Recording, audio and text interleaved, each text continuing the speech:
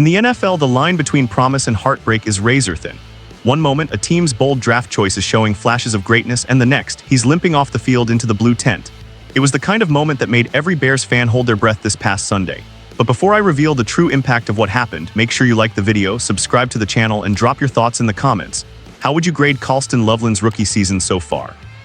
Yes, we're talking about Colston Loveland, the Bears' first-round rookie tight end, the number 10 overall pick in the 2025 draft, who exited in the second quarter of the team's 31-14 win over the Dallas Cowboys. He went into the sidelines medical tent and never returned. Given the NFL's brutal injury history, it was hard not to fear the worst. But thankfully, Chicago got good news on Monday. According to ESPN's Adam Schefter, Loveland's hip injury is not considered serious, and he has a real chance to play this Sunday against the Raiders.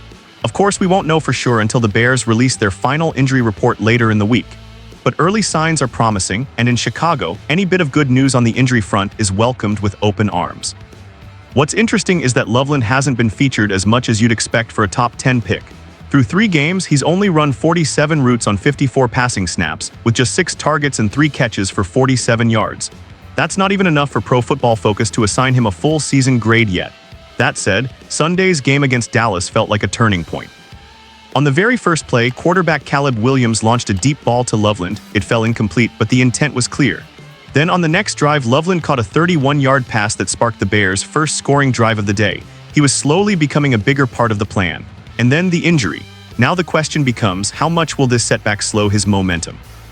For a team with so many other roster needs, using a top 10 pick on a tight end comes with high expectations. But so far, the Bears haven't done a great job of showcasing his value. And now with this hip issue in the mix, it's unclear how quickly they can change that, and injuries continue to pile up elsewhere. The Bears are still without starting slot corner Kyler Gordon and linebacker TJ Edwards, both dealing with hamstring injuries. Gordon hasn't played at all this year after aggravating the injury in training camp. Edwards has missed back-to-back games and didn't practice last week. But the biggest blow came when All-Pro corner Jalen Johnson was placed on injured reserve last week with a groin injury that could cost him the rest of the season. Throw-in depth corner Jalen Jones also being sidelined. And suddenly, the Bears' secondary is a patched-up unit heading into Week 4. So now the spotlight turns back to Loveland. Can the Bears get him more involved? Can he live up to that top 10 status in an offense still finding its rhythm? Or are we watching another talented rookie get lost in the shuffle?